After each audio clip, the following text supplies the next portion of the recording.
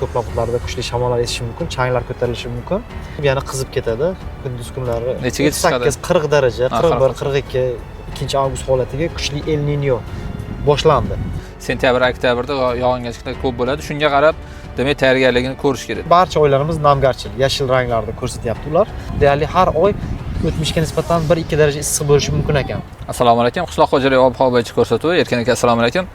Demak, menimcha jaziramalar o'tib bo'ldi va bu yoqqa endi issiqlar bor-ku. Lekin endi ko'pchilik savolni beraman, kuz qanaqa bo'ladi deyishyapti. Assalomu alaykum. Respublika fermerlar kanali kuzatuvchilari. Mana o'tgan dam olish kuni, o'tgan hafta oxirlarida biroz dimlik bo'ldi, issiqlik bo'ldi. Jazirama o'zimiz o'rgangan issiq, lekin namlikning mavsumiy ko'tarilishi, ya'ni kechga borib ko'tarilishi dim havolari taqdim qildi. Mana hozir o'sha nima deydi, Volga-bo'yi Ural hududlaridan sekin salqin havo kirib kelyapti, antsiklon. Salqin joyda ham kunning mana qizigan payti, tush paytida biz hozir o'tiribmiz, terlash hodisalari yo'q, holatlari yo'q. Demak, ancha salqin degani bu. Kunduz kunlari respublikaning ko'plab hududlarida mana bu hafta hatto o'rtalariga qadar 35, 37, 38 faqat janubda Surxondaryoda 40 darajalik harorat bor. Lekin nam havo oqimi kirib kelishidan oldin bu sovuq salqin havo oqimi, front shamollar bor. Shunga kunning ikkinchi yarmida mana bu hafta boshida cho'l hududlarida, ko'plab hududlarda kuchli shamollar esishi mumkin, changlar ko'tarilishi mumkin. Yog'inlar bu paytda albatta tog'larda qisqa muddatli, vodiyda ham ayni hafta boshlarida yog'inlar bor, qisqa muddatli jala yog'inlar. Haftamiz umumiy ma'noda boshlari o'rtalariga qadar mo'tadil, me'yoriy, mana shu avgustda kuzatilgan doimiy va keyin dam olish kuniga borib yana qizib ketadi. Kunduz kunlari nechaga chiqadi? 38-40 daraja, 41-42 janub cho'l hududlarida. Ya'ni jaziramalar bu keyin biroz davom etar ekan, keyingi hafta boshlarigacha davom etadi.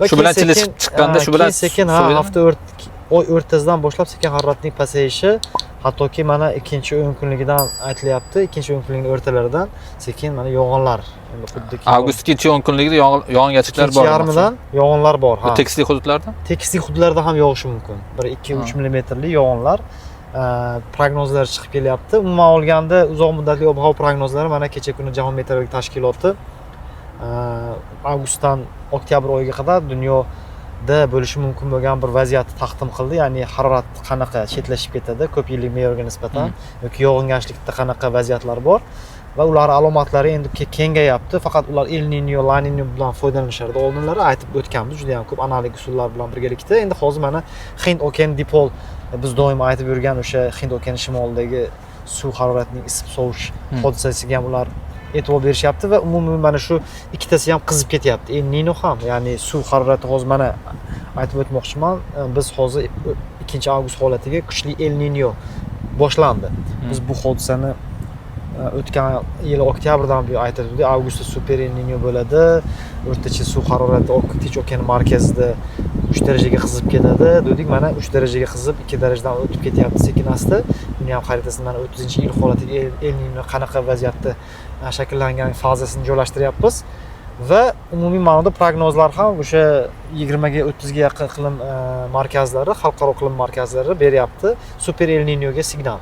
Ya'ni sentyabr, oktyabrga kelib suv harorati Tinch okeani markazida 4 darajaga isib ketish bu super El Niño tabiatini berishi mumkin va super El Niño doim aytib o'tganimizdek bizda 150 yil davomida bunaqangi hodisa bilan to'qnash kelmaganmiz. O'sha 1877-yilda aytiladi va tayyorlanish kerak. Dunyo iqlimi, dunyo mamlakatlari endi turli xil mana bu kuz oylari o'zgarishlarga boy o'tishi, biz o'rganmagan, moslashmagan hodisalarga guvoh bo'lishimiz mumkin. Shuning uchun Jahon meteorologik tashkiloti, Jahon sog'liqni saqlash tashkiloti aholi salomatligiga juda chuqur e'tibor qaratib, barvaqt ogohlantirish tizimlarini kuchaytirishga dunyo o'sha siyosatdonlari, dunyo liderlariga murojaatlar bilan tinimsiz ogohlantirish xatlari, xabardorlik bilan chiqishyapti. Va bizning mintaqada El Niño, kuchli El Niño davrlarida kuz yaxshi bo'lgan. Ya'ni oktyabr oylaridan sekin yomg'irlar yog'a boshlagan, lekin bu safar endi baribir suv isib ketdi. Bu dunyo atmosferasi, quruqlik, okean o'rtasidagi muvozanatni biroz buzishi bor gap. Tinch okeanida tayfunlarni kuchaytirib yuboradi. O'sha Xitoyga, Yaponiya qirg'oqlariga, Janubiy Sharqiy Osiyo mamlakatlariga tinimsiz kuchli jala yog'inlar, po'rtanlar bo'lishi mumkin va bizda kuzda endi pishiqchilik, terimchilik davrlarida yomg'irlar bor ekan. Ko'p ayni paxtachilik uchun biroz yomon. Shunaqangi bir signallar kelib chiqyapti va umumiy bizning mintaqada mana shu avgustdan oktyabrga qadar deyarli har oy o'tmishga nisbatan 1-2 daraja issiq bo'lishi mumkin ekan. Yog'ingarchilik kesimida barcha oylarimiz namgarchil, yashil ranglarda ko'rsatyapti ular.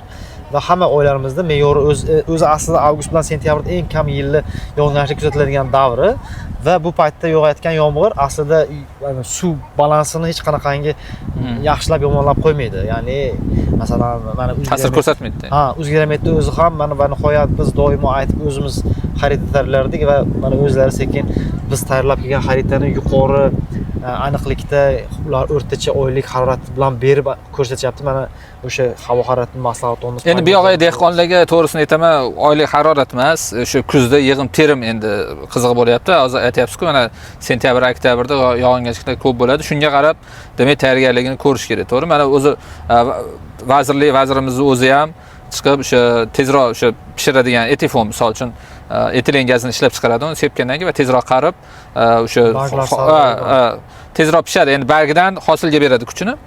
Boshqa ekinlarga ham qo'llasa bo'ladi, faqat paxtaga emas. Misol uchun moshga, yoki shu loviya, donli ekinlarga ham qo'llasa bo'ladi. Chunki ekin yerda qolib ketsa, ya'ni sifati buzilib, yaroqsiz holga kelib qolishi mumkin va o'sha narsalardan paxtadan boshqa ekinlarga ham qo'llasa bo'lishini aytib o'tmoqchimiz. Bemalol davom etish mumkin. Bu yil barokat mana ko'klam juda ham chiroyli keldi. Buni hamma o'zbekistonlik his qildi. Lekin ayrim turk qishloq xo'jaligi ekinlarimizga afsuski mana paxta sohasida mana voha hududlarida juda ko'p o'sha paxta ekadigan, chigit ekadigan paytda tinimsiz yomg'irlar, chirqaloq holatlari, qatqaloq boshqa holatlar tufayli ya'ni o'sha ko'chatlar soni maydonda juda ham kam holatlar bo'ldi va mana mas'ullar sekin chiqib tushunishyaptiki, demak, hozirgi holatda bu yo'g'i kutilmalar ham bunaqa bo'lib turibdi.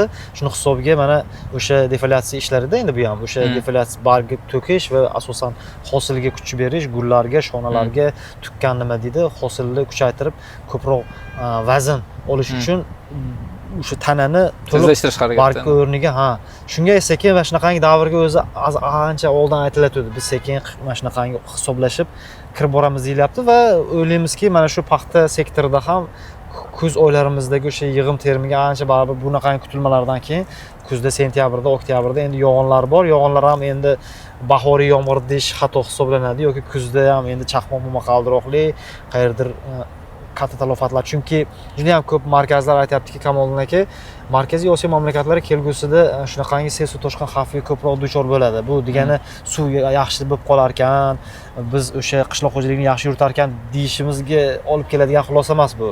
Bu zararli.